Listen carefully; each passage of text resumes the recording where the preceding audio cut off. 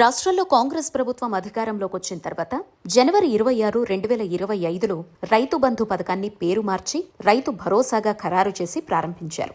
గత బీఆర్ఎస్ ప్రభుత్వం 10,000 చొప్పున ఎకరానికి అందజేయగా ఆ మొత్తాన్ని పెంచి 12,000 చొప్పున అందజేయనున్నట్లు ప్రకటించారు.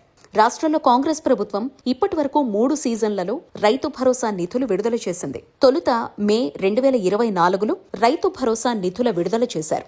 ఆ తర్వాత ఫిబ్రవరి 2025 సీజన్లో రెండోసారి, జూన్ 2025 సీజన్లో మూడవసారి నిధులు విడుదల చేసిన విషయం తెలిసిందే. వాస్తవానికి జనవరి 2026లో విడుదల చేయాల్సి ఉండగా నిధుల లభ్యత లేదనే పేరుతో ఇవ్వలేదు. సంక్రాంతి పండుగ సమయంలో విడుదల చేస్తారు అని రైతులు ఆశించిన నిరాశ ఎదురైంది. రైతు భరోసా నిధులు ఎప్పుడు విడుదల చేస్తారు అన్న విషయంలో వ్యవసాయ శాఖ స్పష్టత ఇవ్వలేకపోయింది. ఆలస్యం కావడం మూలంగా ఈ సీజన్లో చెల్లిస్తారా లేక వాయిదా వేస్తారా అనే అనుమానాలు రైతుల్లో వ్యక్తమవుతున్నాయి. పోరంబోకు, బంచరాయి, రాళ్లు, రప్పలు, లేఅవుట్ భూములు, ప్రాజెక్టులకు సేకరించిన భూములు, దొంగ పట్టాదారు పాస్ పుస్తకాలు కలిగిన వారికి బీఆర్ఎస్ ప్రభుత్వం రైతు బంధు నిధులు మంజూరు చేసినట్లు కాంగ్రెస్ నాయకులు ఆరోపించారు. పరిమితి లేకుండా సాగు చేయని భూములకు సాయం చేయడం మూలంగా కష్టపడి సాగు చేస్తున్న రైతులకు అన్యాయం జరిగిందని ఆవేదన వ్యక్తం చేశారు. కాంగ్రెస్ ప్రభుత్వం అధికారంలోకి వచ్చిన తర్వాత ముఖ్యమంత్రి రేవంత్ రెడ్డి రైతు భరోసా విధి విధానాల ఖరారుపై దృష్టి పెట్టారు.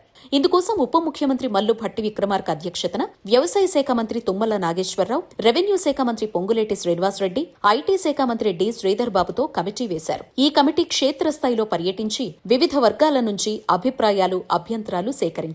2025 జనవరిలో కమిటీ ఇచ్చిన నివేదిక ప్రకారం సాగుకు అనువుగా లేని భూములకు రైతు భరోసా నిలిపివేయాలని సిఫారసు చేసింది. గత 6 ఏళ్లలో 12 సార్లు రైతు బంధు సాయం కింద 80,453 కోట్ల రూపాయల నిధులు విడుదల చేశారు. ఈ మొత్తంలో 25,672 కోట్లు లేఅవుట్ ప్లాట్లు, పడావు భూములు, గుట్ట భూములు, ఫామ్ హౌస్ భూములు ప్రభుత్వం సేకరించిన భూములకు ఇచ్చినట్లు తేలింది.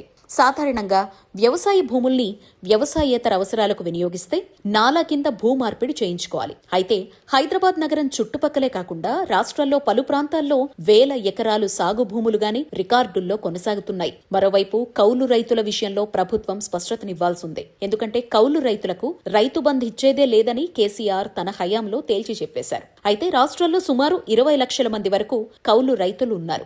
వ్యవసాయం చేస్తున్న వారికి రైతు భరోసా ఇవ్వాలని అనుకుంటే వీరికి కూడా ఇవ్వాల్సిన బాధ్యత ప్రభుత్వంపై ఉంది. నిజానికి కౌలు రైతులకు కూడా భరోసా ఇస్తామని కాంగ్రెస్ పార్టీ తన ఎన్నికల ప్రణాళికలో హామీ ఇచ్చింది.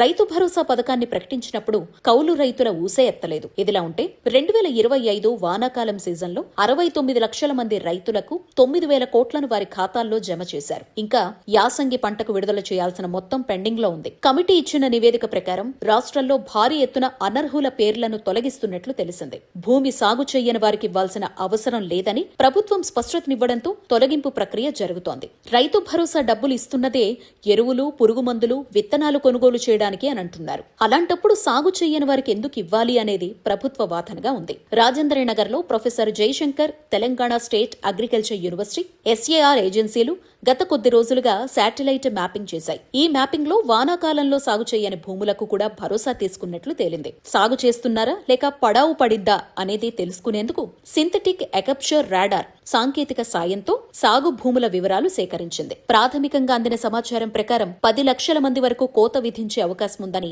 విశ్వసనీయ వర్గాలు అంటున్నాయి. ప్రతి గుంట భూమిలో సాగవుతుందా లేదా అనేది పక్కాగా తీసుకుంటున్నారు. రియల్ ఎస్టేట్ వెంచర్లు, కమర్షియల్ ప్లాట్లు, గుట్టలు, పనికిరాని పడావు భూములకు గతంలో పెట్టుబడి సాయం ఇచ్చేవారు. ఇలాంటి వాటికి సాయం నిలిపివేసేందుకు అగ్రికల్చర్ ఎక్స్టెన్షన్ ఆఫీసర్లు క్షేత్రస్థాయిలో తనిఖీలు చేస్తున్నారు. అంటే గత సీజన్లో 69 లక్షల ఎకరాలకు సాగు సాయం అందగా ఈసారి 10 లక్షల ఎకరాలు తగ్గిస్తే 59 లక్షల ఎకరాలకు మాత్రం సాయం లభించే సూచనలు కనిపిస్తున్నాయి.